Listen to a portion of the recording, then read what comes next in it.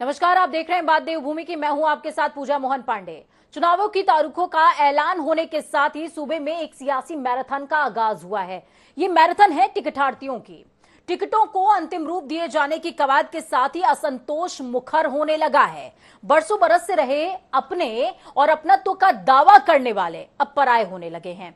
इतने पराये कि उन्हें अब दल बदल से भी कोई गुरेज नहीं रहा। तो आज चर्चा इसी विषय पर, चुनाव की तैयारी, टिकटों पर घमासान जारी।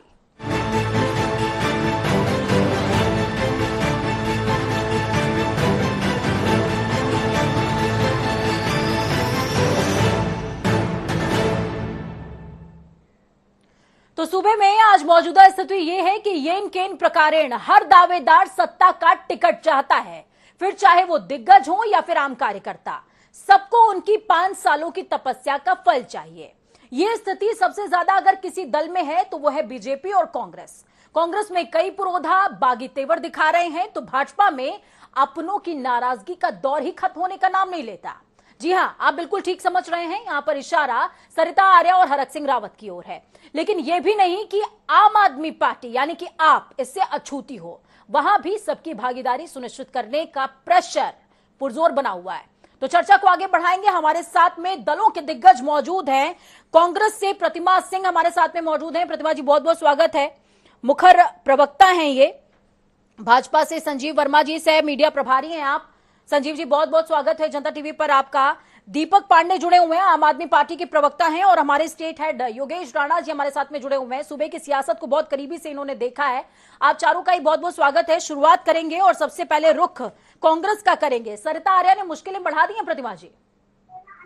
नहीं, देखिए, बिल्कुल नहीं। कल जिस तरीके से जो माहौल सुबह था, वो कुछ एक, मैंने शाम में भी यही बात बोली कि कुछ एक कम्युनिकेशन गैप था, कुछ मिस इन्फॉर्मेशन सर्कुलेट हुई। उसकी वजह से जो है इस तरीके की बातें उन्हें बोलनी पड़ी, जो भी उन्होंने बोली थी सुबह। और शाम होते होते जिस तरीके से शीर्ष नेतृत्व से उनकी बात हुई, तो उन्होंने ये स्पष्ट कर दिया है, बिल्कुल वो संघर्ष कर रही है, लेकिन संघर्ष अपने ही घर में रह के करेंगी। और शीर्ष नेतृत्व को अपनी बात उन्होंने समझाई है। उन्होंने उन्हें आश्वस्त किया है कि उनके जो हित है, उनको जो उनका ख्याल रखा जाएगा। और उनके साथ किसी भी तरीके का वो ऐसा ना सोचे कि किसी भी तरीके का अन्याय होगा। तो देखिए, ये चुनाव है और 70 सीटें हैं। अब आप हर व्यक्ति को चुनाव नहीं लड़वा सकते। ये एक हर पॉलिटिकल पार्टी का, मुझे लगता है, एक दायरा होता है। तो जो व्यक्ति जो क्षेत्र में अपने कार्य कर रहा होता है, उसको बिल्कुल उम्मीद होती है। और जो है 2017 से जो प्रदेश है वो किस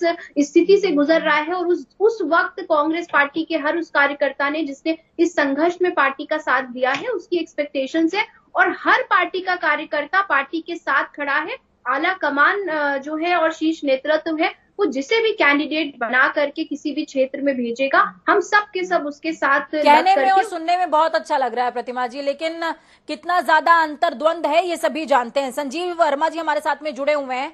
संजीव जी, आपसे मैं जानना चाहूंगी, हरक सिंह रावत की जो नाराजगी है वो खत्म होने का नाम नहीं ले रही है। कोर कमेटी की बैठक में वो शामिल नहीं हुए, क्या नाराजगी है उनकी? देखिए, किसी प्रकार की कोई नाराजगी नहीं है। पार्टी पूरी तरह से एकजुट है। और जिस तरह से हमारे कांग्रेस की बहन अभी अपना वक्तव्य दे रही थी, तो करनी और कथनी में बहुत अंतर है। कांग्रेस पूरी तरह से एक युद्ध के मैदान में तब्दील हो रखी है। जितने प्लेयर्स हैं, 2022 का रण है, जिसे जीतेंगे हम। जितने प्लेयर्स हैं उतने गुट हैं। कांग्रेस डरी हुई है, सहमी हुई है। अगर ये लोग आज टिकट का बंटवारा करते हैं तो कोई आप अपने घर की बात करिए। मैं भारतीय जनता पार्टी के प्रवक्ता से ये उम्मीद करती हूँ कि जनता आपकी बात सुनना चाहती है। हमारे घर में क्या रिमार्क ले लेते हैं, ओपनिंग रिमार्क ले लेते हैं, उसके बाद फिर इस बहस को आगे बढ़ाएंगे। संजीव जी, मेरे ख्याल से अगर मैंने हरक सिंह रावत का सवाल पूछा था तो ओपनिंग रिमार्क में आप हरक सिंह रावत पर ही रहे। मैडम, मैंने आपको स्पष्ट कहा, भारतीय जनता पार्टी पूरी तरह से एकजुट है। हमारे यहाँ किसी प्रकार का कोई भी आपस में किसी प्रकार का ऐसा कुछ नहीं है। ऑल इज वेल वाली पोजीशन में हम लोग हैं। पूरी तरह से एकजुट होकर पार्टी हमारा 60+ का ऑल जो इज वेल, विधानसभा के सामने अनशन की बात होती है और आप ऑल इज वेल की बात कह रहे हैं। दीपक पांडे जी जुड़े हुए हैं। दीपक जी, दावेदारों की जो लिस्ट है वो आपके यहाँ भी कम नहीं है, आपके पास भी प्रेशर है कि भाई युवाओं को टिकट दे दीजिए, क्योंकि तीसरे मोर्चे के तौर पर ही सही, लेकिन इस बार आम आदमी पार्टी अपनी हनक जरूर दर्ज करवा रही है। पहले तो पूजा जी, मैं जनता टीवी के सभी दर्शकों को प्रणाम करूंगा और आपने डिबेट के लिए बुलाया, इसके लिए धन्यवाद। मैम देखिए, ये इस टाइम जितनी भी पार्टियां हैं, ये पहले तो जितने अपने कार्यकर्ताओं से वर्कआउट कराते हैं, सारे क्षेत्रों में इनको भेजते हैं कि अपने फील्ड को मजबूत करने के लिए एक एक विधानसभाओं में 3-3, 4-4 प्रत्याशियों को इतनी मजबूती से उतरवाते हैं उस समय। लेकिन जब किसी एक पे बाजी लगाने की बात आती है तो इनमें आपस में फूट और क्लेश हो जाती है। और इसी वजह से ये देखते हैं कि जब हमने 5 साल की जो मेहनत करी है, 3 साल की जो मेहनत करी पूरी जनता के बीच में जाके, तो ये पार्टी बदलने का काम उस समय इसलिए करते हैं क्योंकि इनको किसी को पार्टी से मतलब नहीं है। उस समय हर इंसान को अपने 5 साल की मेहनत से और सत्ता सुख भोगने से होता है उस समय। क्योंकि बहुत से लोग जो होते हैं इसी समय पे पार्टी का नहीं दीपक जी, ये बात तो आप अभी कह पा रहे हैं ना, उत्तराखंड के अंदर, दिल्ली में क्या होता है ये सभी देखते हैं। जब जिस क्षेत्र में पार्टी का वर्चस्व बढ़ता है वहां पर ऐसी स्थितियां उत्पन्न होती है। बिल्कुल होता है। मैंने सभी पार्टियों को लिखा है, ये मैं कोई बीजेपी कांग्रेस के लिए आम आदमी पार्टी की बात नहीं कर रहा, बकायदा छोटे दल भी होते हैं, यूकेडी हमारे उत्तराखंड का क्षेत्रीय दल, उसमें भी ये चीजें होती हैं। लेकिन मेरा कहने का मतलब ये है कि इस समय जो प्रत्याशी के तौर पे जो लोग वर्कआउट कर रहे होते हैं, क्षेत्र में काम कर रहे होते हैं, जनता के बीच में पहुंचने का काम कर रहे होते हैं, सुख दुख में काम लगे होते हैं उनके, तो उनको और उनके समर्थकों को नाराजगी इस समय होती है और लाजमी भी है, क्योंकि उनका रिजल्ट आना होता है, लेकिन रिजल्ट के टाइम पे उन्हें पेपर में नहीं बैठने दिया जाता है, तो रिजल्ट कहां से देंगे। ठीक है, योगेश राणा जी हमारे साथ में जुड़े हुए हैं। योगेश जी, आपने इन तीनों लोगों को सुना है, ये ओपनिंग रिमार्क था इनका।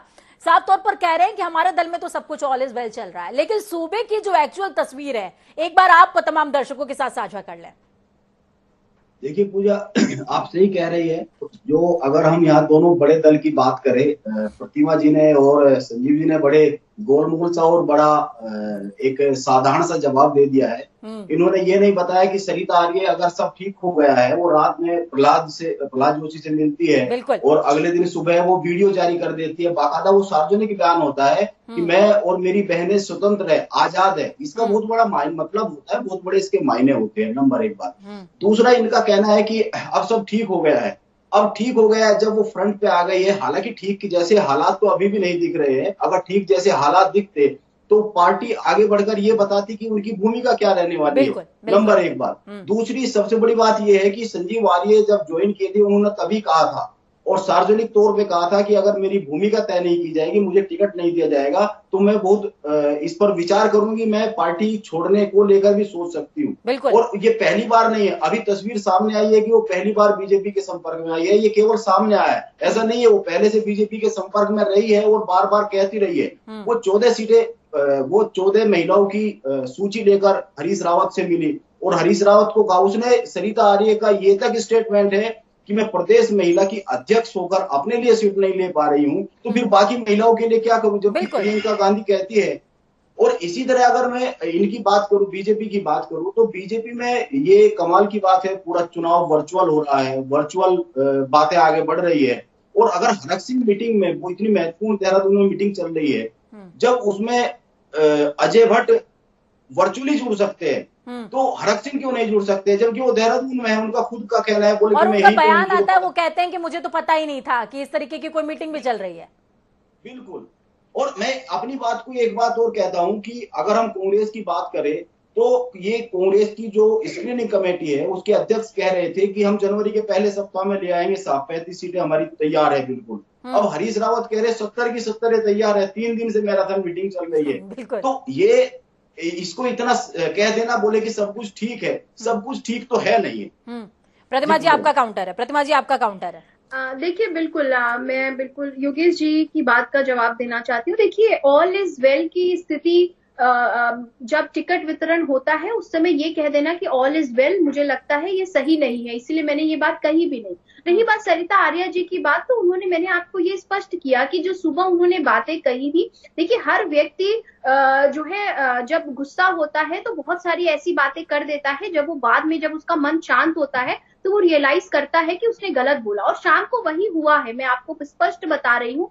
उनकी क्या भूमिका होगी क्या नहीं, ये तो आप आने वाले वक्त में मैं आपको आश्वस्त करती हूँ कि आपको नजर आएगा। लेकिन सरिता आर्या जी पार्टी छोड़ के कहीं नहीं जा रही है।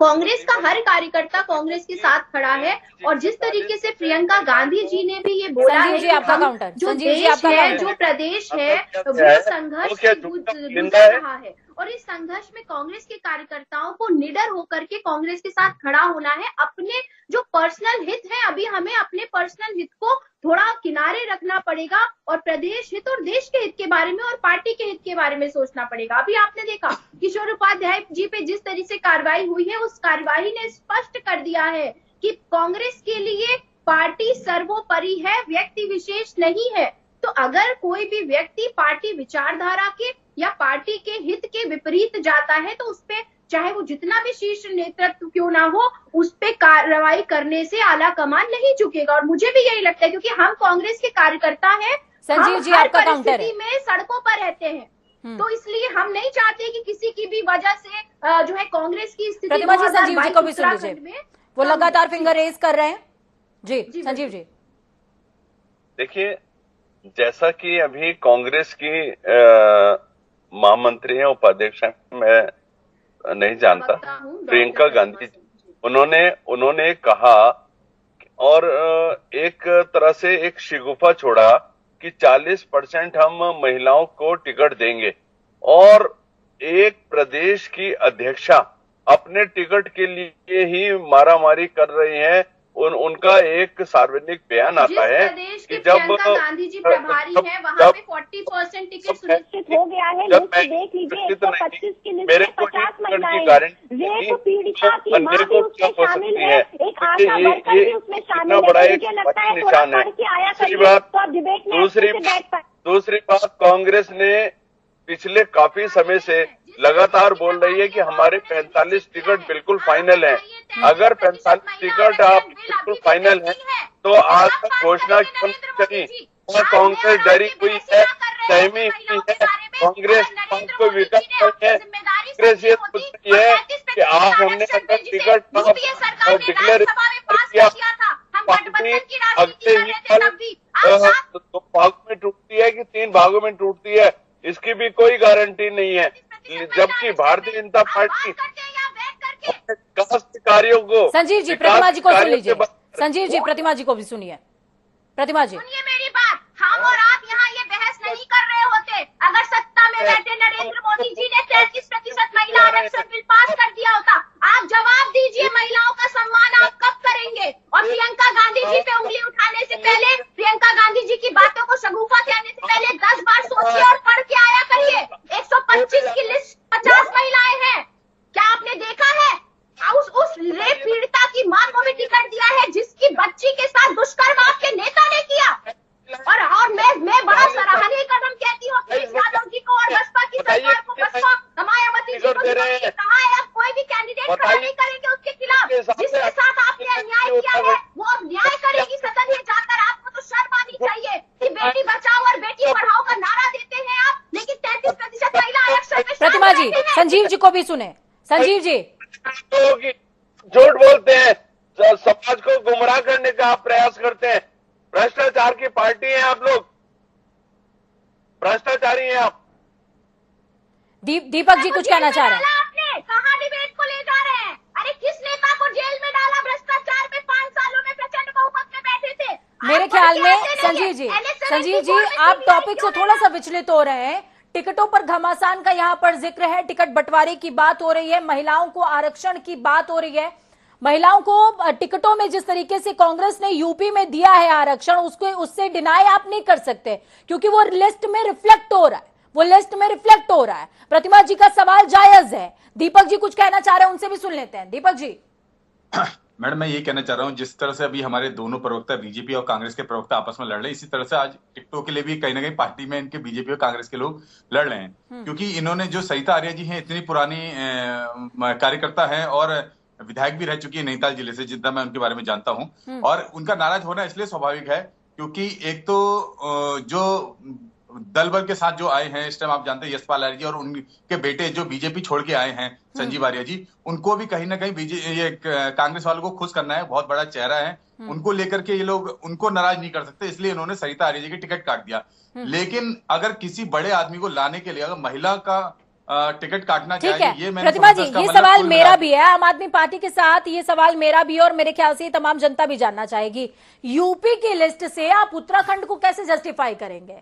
ठीक है, यूपी की लिस्ट में आपने 40% महिलाओं को अवसर दे दिया, लेकिन उत्तराखंड का क्या? दावे लगातार होते रहे कि एक हफ्ते में लिस्ट जारी कर देंगे, एक हफ्ते से दूसरा हफ्ता आ चुका है, मैराथन बैठकों का दौर चल रहा है। आपकी पूर्व कांग्रेस महिला मोर्चा की जो अध्यक्ष हैं वो इस समय दूसरे दल के नेताओं के साथ में मुलाकात कर रही हैं, अगले दिन ऑडियो जारी करती हैं। कैसे महिलाओं का सम्मान है ये? देखिए, नहीं, बिल्कुल, देखिए पूजा जी, मैं आपकी बात से पूर्णतः सहमत हूँ कि उत्तर प्रदेश की लिस्ट को मैं बिल्कुल भी कोरिलेट नहीं कर सकती उत्तराखंड से, बट क्योंकि भाजपा के प्रवक्ता बड़ी बड़ी बातें कर रहे थे तो उनको आईना दिखाना जरूरी था। अब आपने उत्तराखंड के परिप्रेक्ष्य में बात करी है। देखिए, सरिता आर्या जी के सम्मान में ना ही कांग्रेस पार्टी ने आज तक कभी कोई कमी की है और ना ही भविष्य में करेंगी, तो यही रही। देखिए, मैंने आपको इसीलिए अपने पहले वक्तव्य में आपको स्पष्ट किया था कि उनकी कोई गलतफहमी थी, वो गलतफहमी दूर हो गई है और उनकी जितनी भी अपेक्षाएं आशाएं हैं उनका ख्याल रखा जाएगा। लेकिन कोई भी व्यक्ति अगर पार्टी से ऊपर अपने आप को समझेगा तो उसके साथ क्या होगा ये आपने 3 दिन पहले देख लिया है, क्योंकि आज देश और पूरे प्रदेश को कांग्रेस पार्टी की आवश्यकता है। और हाँ, कांग्रेस पार्टी तभी सत्ता में आएगी जब कांग्रेस पार्टी का एक एक कार्यकर्ता एकजुट हो करके इस सत्ता की जो लड़ाई है, जो ये रण है, संजीव जी करेगा। संजीव जी को भी सुनिए। संजीव जी, आपका काउंटर है पार्टी में। देखिए, इसीलिए आपके बड़े नेता हरीश रावत जी पिछले कुछ दिनों पहले लगातार ये बोल रहे थे, मुझको इन मगरमच्छों से बचाओ, मुझको पार्टी में मगरमच्छ है, ये लोग न तैरने दे रहे हैं न चलने दे रहे हैं। और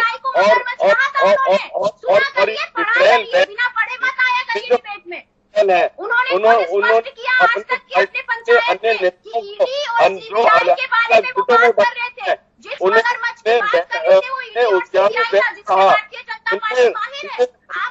प्रतिमा जी, संजीव जी को भी अवसर दें, संजीव जी को भी सुनिए। ये उजड़ाड़ू बैल कौन थे आप बताइए, मगरमच्छ कौन थे आप बताएं तो। और लगातार जिस तरह से संजीव जी मेरे ख्याल से फिर ये सवाल कांग्रेस भी आपसे पूछ सकती है कि पाकिस्तानी और चीनी किसको बताया जा रहा था। हरक सिंह रावत भी तो कुछ दिनों पहले बयान दे रहे थे कि मैं कोई पाकिस्तानी थोड़ी ना हूँ। और दूसरा पक्ष FIR लॉन्च करवाता है। इस तरह से खुद कहते हैं, आपके विधायक कहते हैं कि मुझे नहीं लड़ना भाजपा के टिकट पे, शर्म आनी चाहिए आपको। तो आपको तो इतनी बातें ही नहीं करनी चाहिए बैठ के यहाँ पे। आपके विधायक कहते हैं भाड़ में जाना। प्रतिमा जी, आपकी जो सदस्य हैं कांग्रेस की, वो भी तो कहती हैं कि भाई मुझे अगर बीजेपी से टिकट मिल जाएगा तो पार्टी बदलने में मुझे कोई गुरेज नहीं है। तो मेरे ख्याल में जब घर कांच के हों तो पत्थर एक दूसरे पर फेंकना थोड़ा सा मुश्किल टास्क नहीं है?